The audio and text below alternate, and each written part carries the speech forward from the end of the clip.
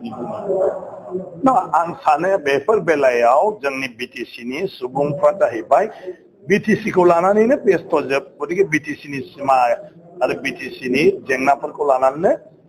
सावरायलायबाय थायो नाथाय बायरा जों आसाम पलिटिक्सआव थाङा जों नेशनेल पलिटिक्सआव थाङा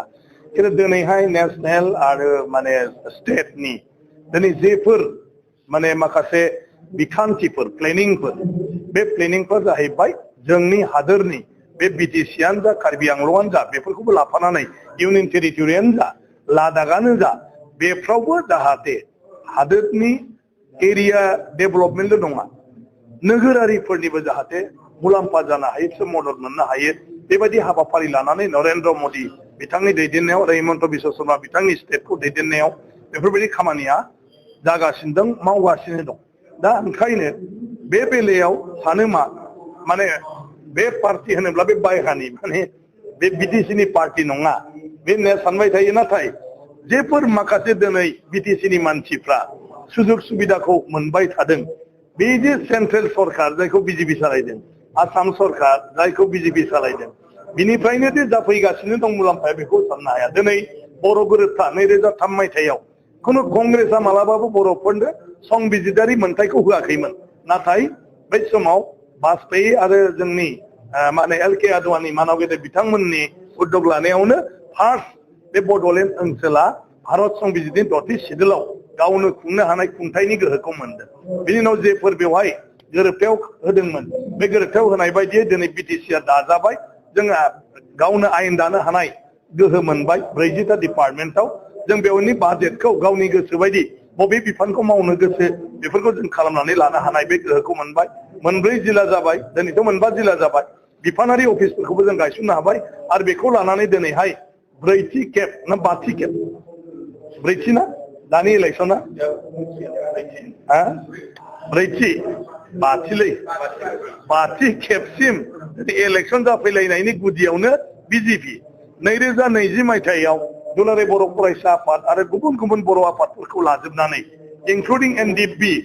जे बिटिआर गोरोबथा होननानै दा बुंबाय थादों बे गोरोबथानि गुदियानो जाहैबाय बिजेपि मानो होननानै बुङा बिजेपिआ हादोरनि गेजेराव बड'लेण्डआवबो जाहाथे आब्रुथि आरो शान्ति बेखौ लाबोनानै जौगाखांनायनि खामानि जाहाथे जानो हायो बिनि थाखाय बर' दैदेनगिरिफोरजों रायलायनानै बेवहाय बुजा फरा खालामदों जेखौ नांगौ होनदों बे समाव बै समनि एबसुनि दैदेनगिरि एनडिएफबिनि दैदेनगिरि इउबिपिअनि दैदेनगिरि बिथांमोनहा जेखौ नांगौ होनदों बेखौनो होनानै 2020 मायथाइयाव गोरोबथा जादों गतिके बिजेपि नङामोनब्ला बे गोरोबथायाबो जानाय नङामोन आरो दिनै राजखान्थि बेलायावबो थांनाय जितु सरकार दानाय बिटिसिआव इउपिपिएलआ 12टा देरहादोंमोन आरो बिजेपिआ 9टा देरहादोंमोन गतिके सरकारखौथ' दानो हायामोन नाथाय बिजेपिआ गुबुन गुबुन हान्जानि मानसिखौ लानानै फैनानै बे सरकारखौ दाहोनाय जादों आरो बे सरकाराव बिजेपिआ बियो बिटिसिनि बर'फोरनिनो गतिके बेखौ बर'फ्रानो नेतृत्व होथों होननानै प्रमद बर'खौ चिफ आरो गबिन्द बसुमतारी बिथांखौ डिपुटि चिफ आरो कातिराम बर'खौ स्पिकार होनानै बे बिटिसि सरकारखौ बिजेपिआनो खालामना होदों नङाब्ला बिजेपिआ माने गावबो मोनसे रल लानानै गावनि नेतृत्व सरकार खालामनो हायोमोन गतिके बे गासैखौबो जुदि नोङो नायो दिनै सेन्ट्रेल गभर्नमेन्टनिफ्राय सेन्ट्रेल इउनिभार्सिटिखौ क्लियार खालामना होबाय माने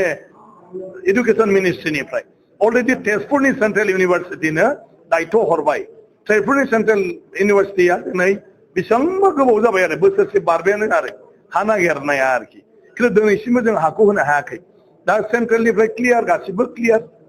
गतिके बिजेपिआ बेखौ खालामजोबदों सेन्ट्रेलनिफ्राय 1500 कोटि थाखा पेकेजनि बेलायावबो अलरेडि टकेन मानि होनानै बाजेटनिफ्राय क्लियार खालामबाय दा जेसेबां कमिटमेन्ट दंमोन सेन्ट्रेल गभर्नमेन्टनिफ्राय फ्राय खामानिफोरखौ मावजोबनाय जादों स्टेटआबो मावगासिनो दङ गतिके गासिबो दिनैनि बिटिसिआव जों जेखौखि नाया रायलाया बेवहाय बिजेपिनि आखाइ दं दिनै क'क्राझार गभर्नमेन्ट कलेजखौ इउनिभार्सिटि आपग्रेड खालामबाय थ' सोर खालामखो बिजेपि हिमन्त बिश्व शर्मा नङा होमबा आगोलावबो बेबायदिनो दिनै तामुलपुराव मेडिकेल कलेजखौ लुदों एकर्ड मथे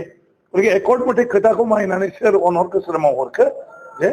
आसाम गभर्नमेन्टआ आरो डक्टर हिमन्त बिश्व शर्माया बेबायदि बोसोरफ्रोमबो 50 कोटि एडिशनेल गुडविल मिसननि नामाव फैसा हरबाय थाबाय लामा बायदिसिना बानायनो सोर हरखो बिजेपिआ गतिके गासिबावबो दंजोबो ओंखायनो आं सानो बिसायख'थियाव रायजोफोरनि गोनो गोथोआ जेबो थानाय नङा भट होनाय होयैया बेलेग बाथ्रा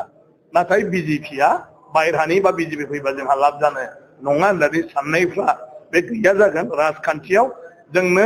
मोजां सिन्था मोजां पलिसि लाग्रा मानसिसो नांगौ दिनैबो देशआव बेनो जादों नरेन्द्र मदिनि पलिसिजों दिनैहाय फोर्थ माने पजिशनाव मोनबाय इक'नमिकआव वर्ल्डआवनो आरोखि मानि थाखाय नेता गोदोथ' बिजेपिनि नामखौनो मोनथियामोन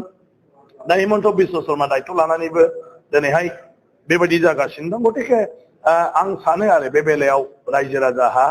इसेबां जेबो थाया जेब्ला बिसायख'थियाव बेफोर बाथ्राफोरखौ सावरायगोन खेंफोरथिलायगोन अदेबानि भट होनाया गावबा गावनि बाथ्रा आरो बिजेपिनि गासै केन्डिडेटआनो गावबा गाव गामिनि जागोन जायगानि सिनायनाय मानसियासो जाजोबगोन गतिके बिजेपि नुहुरनाय नङा केन्डिडेटखौसो नुगोन आरो बिसायख'थिनि समाव गतिके केन्डिडेटआ जुदि रुजुजाथाव हिसाबै मोजांब्ला बेनो भट होगोन जुदि केन्डिडेटखौनो पसन्द गैयाब्ला अब्लाथ' नोङो पार्टिया मोजां बुंब्लाबो होनाय नङा भटखौ नङा होमबा गतिके बिनि सायावबो सोनारगोन केन्डिडेटनि सायावबो सोनारगोन पार्टिनि पलिसियावबो सोनारगोन आरो पार्टिनि खेंफोरथि होनायावबो गतिके राजखान्थियाव बेबायदि जेबो गैया भारतआ मोनसे नोङो गणतान्त्रिक हादोर आरो बेवहाय राजखान्थियारि भाबै माने बयबो माने बाहागो लानो हायो आरो बे मोनसे राजखान्थियानो जोंहा बेबायदि थायो रिजनेल पार्टी आरो नेशनेल पार्टी गतिके बिजेपिया नेशनेल पार्टियासो नेशनेल खिन्थु मानसिया रिजनेल जायगानि मानसियानो जाजोबगोन गासिबो रावबो बायह्रानिफ्राय बेवहाय केन्डिडेट गैया आरो जुदि सरकार जायोबा बिटिसिनि बिजेपि मानसिफ्रानो बिटिसिनि थाखाय कार्बि आंलं आरो डिमा हासावनि बायदि गावबा गावनो मावनो हाजोबगोन दा बर'फ्रा जुदि गावसोर मावना लानो सानजोबोब्ला बेखौ मावना लानायावबो बिजेपिया जेबो आपत्ति गैया गतिके सरकार जाबाय अथरिटि जाबाय अथरिटिया बेखौ मावलांनो हागोन दा बेसेबां बोसोन होनो हाग्रा मानसि फैयो बिनि सायावसो सोनारगोन